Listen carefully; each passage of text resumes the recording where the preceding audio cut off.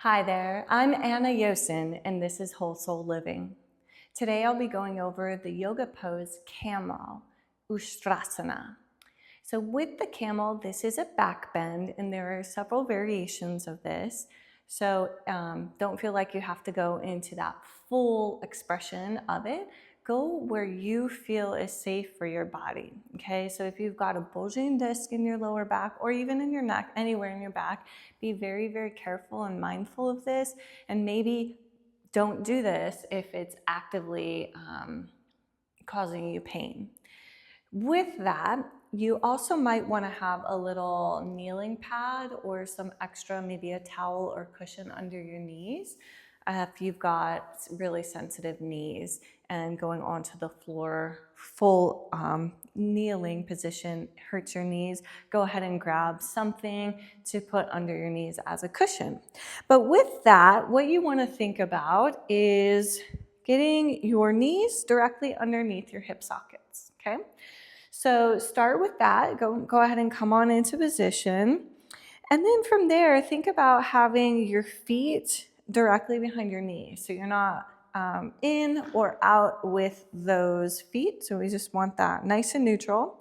The next thing you want to think about is neutralizing the hips, okay? So if you feel like you have a lot of lordosis, you're tilting forward just naturally, that puts a lot of pressure on that lower spine. We actually want to tuck under and kind of go into the opposite of that for these back bends to protect that lower spine and those discs in that lower spine. So we're going to start with just having a play with that real quick. So bring the knees directly underneath the hip sockets and then tilt your hips forward and tilt your hips back. Just kind of see how that feels with your body. Most people are really tight in their hip flexors. So going that posterior tilt is going to be more challenging for most people.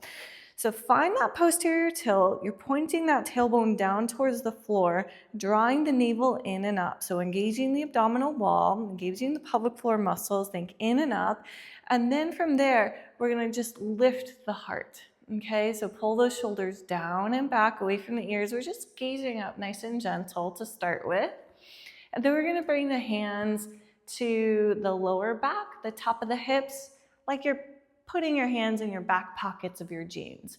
So we're going to start with that. So take a nice big inhale and then tuck that tailbone under. You want to keep your hips over your knees. Then we'll slowly start to roll back, one vertebra at a time, as we're lifting the chest, looking up, opening the throat, and supporting that lower back. So really engaging the glutes, okay?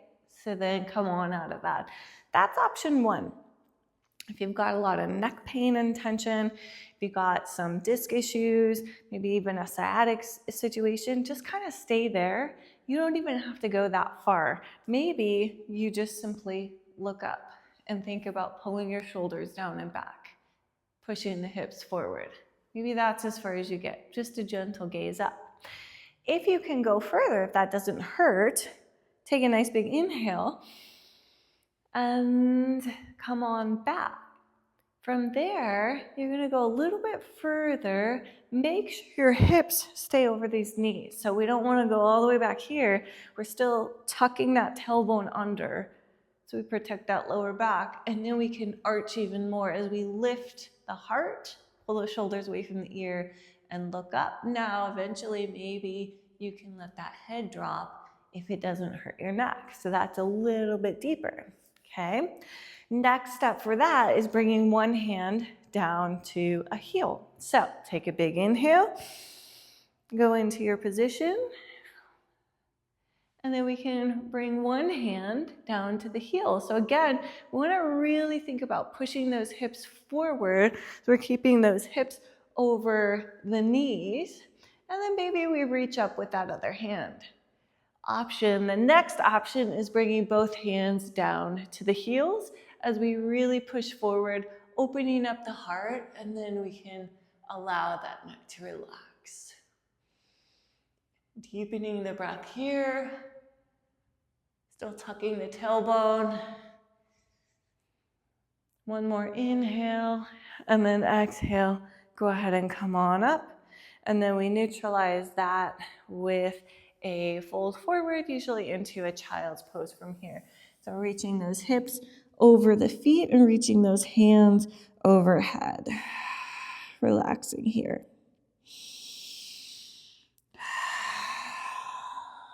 Beautiful. And then you can sit back up. So that is the camel, the Ustrasana. And again, if you've got any bulging discs that are really active and flaring up, don't do this one. If you've got any sort of neck injuries, just keep your neck neutral. Maybe you just go back a tiny little bit. But if you find that you cannot relax here, don't go back further. More important to find the stretch here and just open that up before you go back further. So I hope this is helpful. If you have any comments, questions, concerns, or anything to add that might be helpful for other people, go ahead and drop that in the comments below. My name is Anna, and again, this is Hol-Sol Living. Thank you so much for watching, and namaste.